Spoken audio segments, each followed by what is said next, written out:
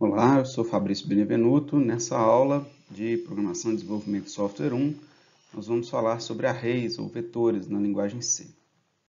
Até aqui, as variáveis que a gente vem utilizando, elas podem assumir um valor, um único valor, né? A gente pode ver nesse código aqui ao lado um exemplo em que a gente cria uma variável do tipo float, ela assume inicialmente o valor 10, depois a gente manda imprimir, depois ela assume o valor 20, e ela não consegue, a gente não consegue com essa variável colocar os dois valores ao mesmo tempo nela. Um vetor, ele é um conjunto de variáveis, né, de componentes do mesmo tipo. Então, a gente vai conseguir colocar várias variáveis em uma única estrutura de dados. Para exemplificar o uso de arrays, vamos apresentar o seguinte problema. Imagine que você queira ler as notas de uma turma, né, que tem apenas 5 estudantes. Depois você vai imprimir essas notas, né, apenas as que são maiores do que a média da turma. Então, você tem que ler, computar a média e dizer quais que são superiores à média, né? Vou apresentar aqui um algoritmo para resolver esse problema. Então, nós temos só 5 alunos. O que a gente vai fazer? Nós vamos ler as 5 notas dos 5 estudantes com 5 scanf. Vamos fazer a média. Aqui estou usando float, né? Já tinha usado a nota como tipo ponto flutuante. Somo todos e divido por 5. E aqui eu vou perguntando, né? Se o N1 foi superior à média, eu imprimo. Se N2 for superior à média, eu imprimo. Então, ele só vai imprimir aqueles que forem superiores à média. Esse é um algoritmo que funciona perfeitamente para esse caso em que a gente tem 5 estudantes. Mas e se fossem 100 alunos, né? Como é que você poderia fazer se você usasse essa mesma solução aqui, né? Vamos imaginar, a gente teria então 100 variáveis, né, para armazenar as notas, 100 comandos scanf, né, um somatório com 100 notas, um comando de teste para cada aluno, né, 100 ifs e 100 printf. Seu código vai ficar enorme e não faz o menor sentido a gente programar dessa maneira, com tanta réplica de atividade, né, de código, né? Então, a gente pode otimizar isso daqui e programar de uma maneira muito melhor, usando, por exemplo, loops e uma estrutura em que vai armazenar as notas usando apenas uma variável. Essa estrutura é o array. Como seria essa estrutura, então, né? Primeiro, é importante isso. Todas as variáveis que nós queremos utilizar, elas têm relação entre si, né? A gente todas armazenam notas dos alunos, né? Um segundo ponto é que nós podemos declará-las, né, com um único nome. É assim que se cria um array, né? Então, imagina que todas as notas, a gente cria um único nome que a gente vai chamar de notas. E aí, cada variável vai ter um índice. Eu tenho a nota na posição 0, eu tenho a nota na posição 1, a nota na posição 2, nota na posição 3 e assim por diante. Esse índice vai de 0 a 99, ou seja, tem 100 números aqui. Certo? Então, essa é uma forma, é a forma como a gente define um array, é a forma como a gente vai criar. Então, seria um array de notas, ao invés de criar com um único comando, a gente já cria 100 variáveis, né? Então, arrays são agrupamentos de dados adjacentes na memória, né? Eles estão em sequência e são do mesmo tipo, né? E a forma como a gente está exemplificando que é com esse array de notas. Vamos explicar como é que a gente cria um array, então. A declaração é a seguinte: você tem o tipo do dado, que vai estar no array, você tem um nome para esse array, e você tem o tamanho que você vai criar. Ponto e vírgula, acabou. Aqui um exemplo, né? Então, o tipo de dado, int, o nome desse array que a gente tinha criado era notas, e o tamanho dele era 100. Vai criar exatamente aquela estrutura que a gente tinha no slide anterior, de 0 até 99, ou seja, 100 posições adjacentes na memória, né? E você pode acessá-la usando um índice. Ou seja, aqui na posição 0, nós podemos armazenar uma nota, certo? Ou seja, a nota do aluno na posição 0 é 81. Então, eu tenho que saber quem que é o aluno 0, né? O aluno 1 teve a nota 52. O aluno 2 teve a seguinte nota, e assim por diante. O aluno 99 teve a nota 72. E assim por diante. Então, você acessa as notas escrevendo essa anotação aqui, ó. Notas 0, entre colchetes. Ou seja, isso aqui vai te dar o valor que está nessa posição aqui de memória, né? Vai te dar 81. Isso daqui vai te dar 52. Isso daqui, ó, notas 99, vai te dar esse valor aqui, 72. Né? Então, sempre começa da posição 0, vai até o valor que você criou. Se você criou 100, ele vai criar até 99, um a menos, porque o 0 já é um elemento. Né? E a forma de acessar os valores é essa daqui, essa é a anotação. Um ponto importante a se explicar é que, ao criar, né, um array de 100 elementos, a forma de acessá-lo é do 0 ao 99, já foi dito. Né? Mas se você acessar a posição 100, usar array, né, notas entre colchetes 100, ele não vai dar erro. Ele vai tentar acessar aquela posição de memória. Tá? Na prática, quando você criou o array de 100 elementos, o seu programa ele é um programa que está operando ali com permissões de usuário.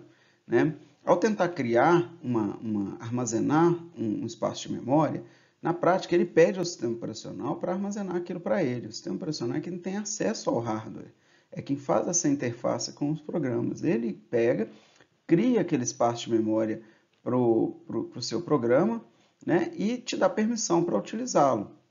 Se você tenta acessar uma posição além daquela que ele permitiu, que é a posição 100, a 101, a 102, a 103, o seu código pode funcionar ou não. Pode acontecer os erros mais variados. Se você tiver permissão de acesso àquela região de memória, se o programa puder ler aquilo, não tiver alocado para nenhum outro programa, você pode ler, e aí aquilo ali pode ter um lixo no lugar, porque você não escreveu nada ali. Né? Por engano, você acessou uma posição de memória que você nunca escreveu nada ali. Né? Então, vai ter um erro. Né?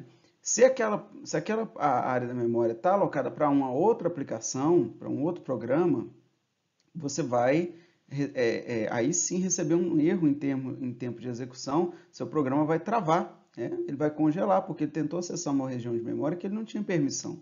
Então, o sistema operacional imediatamente fala, esse programa está tentando fazer coisa errada, e trava ele, né? Não permite o acesso dele. Então, os erros podem ser os mais variados, por isso tem que ter muito cuidado, né, ao alocar um array e usar apenas aquilo que foi alocado para o seu programa. Bom, e vamos ver como que a gente pode utilizar, né, os elementos de um array. Basicamente, cada elemento de um array é uma variável. Né? Você pode usá-lo normalmente como se usa uma variável. A única diferença é que você vai ter que colocar aqui colchetes para acessar cada um dos elementos. Aqui um exemplo, mas você pode fazer soma, qualquer operação com eles, como você faz com qualquer variável. Né? Aqui está, eu estou pegando a variável que está nessa posição 3 do notas, somando a que está na posição 20 e armazenando na posição 2. Né? Você pode fazer uma soma e armazenando em um lugar. Aqui eu vou usar um for, né? E vou somar todas as notas dos alunos. Né? Então, eu vou percorrer os 100 elementos, né? Com o meu for, de i valendo 0 até que o i seja menor do que 100. Cuidado aqui, né? Se você usar menor ou igual, ele vai iterar na posição 100. A gente não quer isso. Então, tá vendo? De 0 a 99, eu uso o menor. Né? Esses carros de bordo precisam ser bem tratados, senão o seu programa dá erro.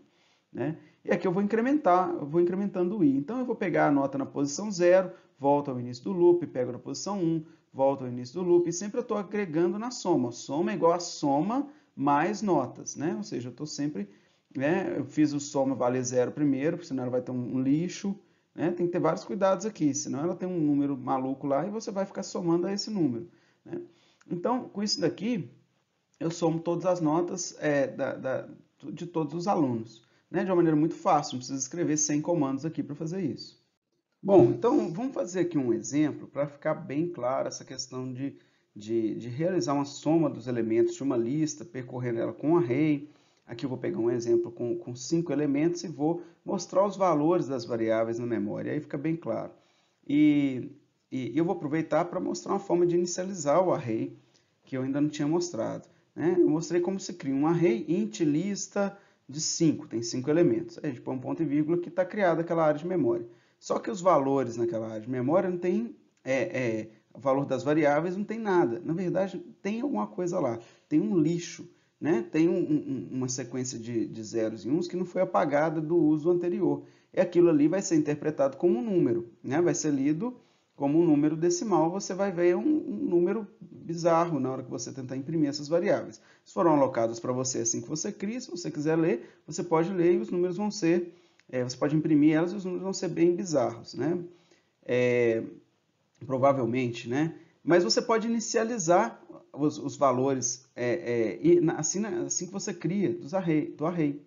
Né? A forma de fazer isso, já que eu crio um array de 5 elementos, é colocar 5 elementos dentro de chaves aqui e atribuir. Então, esse aqui vai para a posição 0, esse aqui vai para a posição 1, 2, 3, 4, certo? Bom, vamos fazer aqui um for que percorre, então, todos esses elementos, somando eles. Primeiro eu vou criar a variável soma e vou atribuir 0 a ela. Né? Essa variável i aqui já foi criada numa parte que não está aparecendo aqui no código, né? E aí, mas eu inicializo ela aqui com valor 0, né? Essa é a parte de inicialização do for. Né? A minha condição de parada, né? A minha condição de permanência é que o i seja menor do que 5, enquanto isso aqui for verdadeiro, ele vai ficar realizando o for aqui várias vezes, e eu vou incrementando o i de 1 a cada iteração. Então, repara que inicialmente então, o meu soma vale 0, né? O meu i vale 0, e o elemento na posição 0 da lista é o 3. Né? A gente pode ver aqui.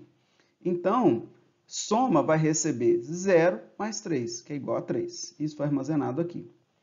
Daí, o elemento, o i, é incrementado, passa a valer 1. E aí, a condição é testada. 1 é menor que 5? Sim. Então, ele vai executar novamente. Só que agora, soma vale 3, e eu vou somar com o elemento que está na posição 1. Na posição 1 eu tenho 51. 51 mais 3, 54. Né? Isso é armazenado aqui no soma. E foi incrementado, vale 2. E aí eu venho e faço o teste. 2 menor que 5? Sim. Somo o elemento que está na posição 2. Né? Somo 18, vai para 72.